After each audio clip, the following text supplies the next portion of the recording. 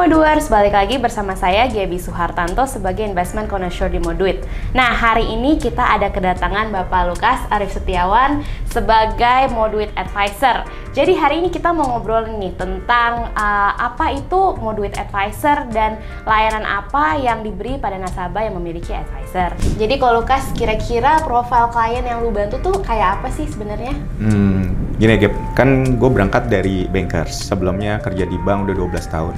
Jadi profile customer tuh mostly memang mereka high net worth client yang punya beragam profile sih. Ada yang pengusaha, ada yang director, ada yang sebagai CEO, ada yang sebagai even pengusaha benar-benar konvensional, itu pun juga ada gitu. Layanan yang gue provide itu lebih mengutamakan adalah advisory ya Gap. Jadi gue ngerasa bahwa semua orang mungkin bisa berinvestasi, bisa kayak easily open the gadget untuk dia langsung beli satu produk investasi. Tapi mungkin yang selama ini gue dididik dari background gue sebagai bankers adalah kita penting untuk mengedukasi nasabah. Apa yang harus dia beli, kapan dia harus melakukan transaksi, kapan dia harus jual. Itu sih Gap yang gue menjadikan satu highlight dari service yang gue kasih ke customer. Nah, tadi lu juga cerita lu backgroundnya sebagai bankers. Nah, rata-rata kan pasti kalau klien high net di bank itu mereka mempunyai relationship manager atau personal banker. Nah, kira-kira keunggulan lu sebagai seorang independent financial advisor itu apa yang lu bisa beri lebih untuk klien? Oke, wah ini cocok banget nih.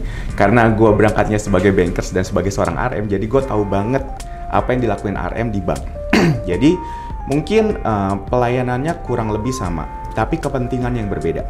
Jadi gue sebagai seorang RM dulu kepentingannya banyak dipengaruhi oleh kepentingan bank. Kepentingan dari satu drive yang diberikan oleh perusahaan. Kalau di sini gue lebih mengutamakan adalah kepentingan klien. Jadi apa yang terbaik untuk klien sesuai dengan apa yang dia menjadi investment horizonnya dia, apa yang menjadi investment profile-nya dia. Jadi gue benar-benar mencocokkan apa yang nasabah butuhkan dengan produk yang kita tawarkan.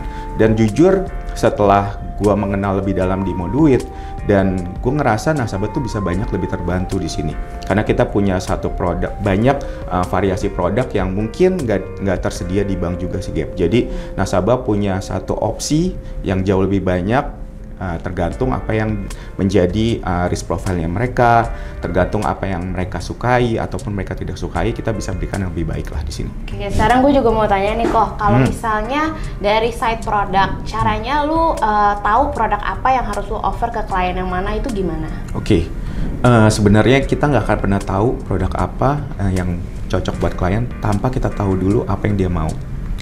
Tanpa kita tahu dulu seberapa besar dia mau taruh resiko di uangnya mereka gitu. Jadi gue mencocokkan produk, pertama gue harus KYC dulu sih.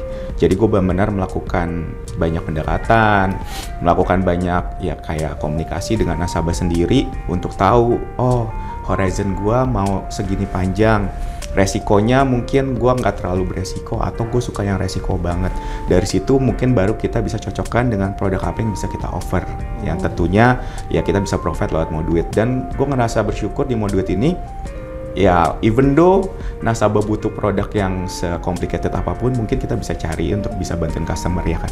Oke kok, jadi dengan market condition sekarang itu kira-kira what's your view dan produk apa sih yang lagi banyak lu offer ke klien? Kalau misalnya untuk produk sendiri, gue akan balik lagi ke model portfolionya masing-masing customer. Karena dari situ kan juga dinilai dari risk profile-nya mereka ya. Mungkin kalau misalnya di kondisi sekarang, dari model portfolio mereka, mungkin gue akan sedikit overweight atau gue tambahin porsinya untuk masuk ke equity.